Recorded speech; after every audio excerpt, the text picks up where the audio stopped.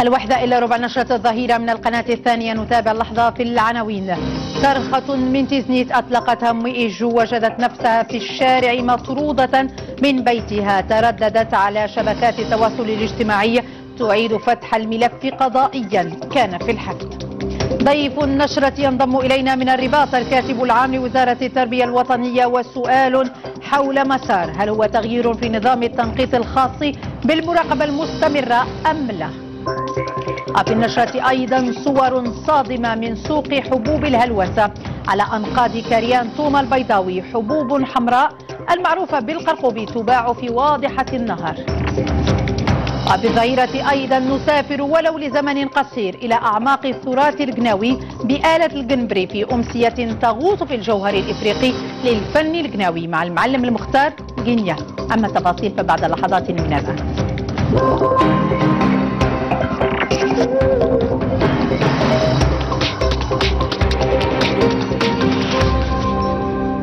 إلى تفاصيل الظهيرة أهلا بكم. صرخة من تيزنيت أطلقتها مؤيجو مسنة في 70 من عمرها، تردد صداها على صفحات شبكات التواصل الاجتماعي واخترقت المئات من البيوت. تضامن قوي مع قصة مؤثرة عندما وجدت أسرة إيجو نفسها في الشارع لأنها طردت. شكاية في الموضوع تقدم بها زوج إيجو المسن وضعت في الرفوف، واليوم تخرج من دائرة الحفظ، والمشتكى به لم يكن إلا الأخ الغير الشقيق لزوج إيجو. من تيزنيت صديق من زينة رشيد لطفي. هي نفس العدسة التي التقطت في منتصف هذا الشهر الصرخة التي أطلقتها إيجو، امرأة مسنة تتمرغ تظلما واحتجاجا أمام المحكمة الابتدائية بتيزنيت بعد أن تم طردها من بيتها بنواحي جماعة الخصاص.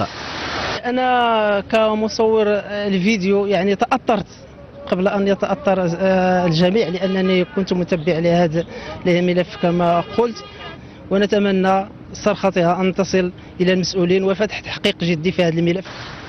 الليالي الاعتصام أمام المحكمة الابتدائية بتيزنيت كانت أقصى من أن يتحمله جسد عجوز جاوز عمرها العقد السابع. ساءت حالتها الصحية وتم نقلها استعجالا إلى مستشفى الحسن الأول. الوضعية الصحية ديال إيجو تم استقبالها في قسم المستعجلات يوم الأحد على الساعة 5 زوالا. جات قسم المستعجلات، كانت في واحد الحالة اون استيني جينيرال افيك دي دولور، وتقدمت لها الإسعافات الأولية، ومن بعد تم الاستشفاء ديالها في سيرفيس دو ميديسين. لقد قام بالاعتداء علي، أخذ كل ما بحوزتي، فقدت كل أملاكي، هو المسؤول عن ما أنا عليه الآن. إنه الظلم بعينه.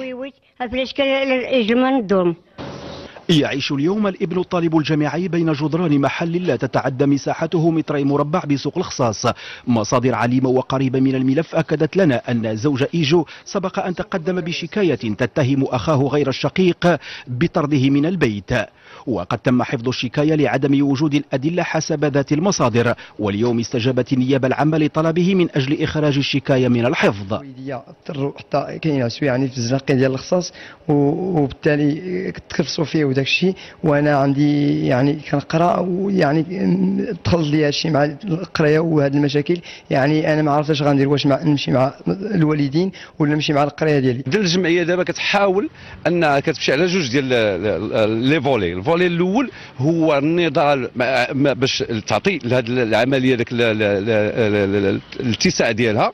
مساله اخرى هو تمشيو في حاله ان اقناع الشهود باش يجوا للمحكمه، لان باش العداله تقول كلمتها وتصحح المسار وترجع الحقوق لذوي الحقوق. من هنا انطلقت صرخة إيجو قبل أن تتموج أصداؤها عبر مواقع التواصل الاجتماعي، وتصبح واجهة المحكمة الابتدائية بتيزنيت محجا للعشرات من المتظلمين والمئات من المتضامنين من أجل إحقاق الحق وإنصاف إيجو، وللعدالة الكلمة الفيصل.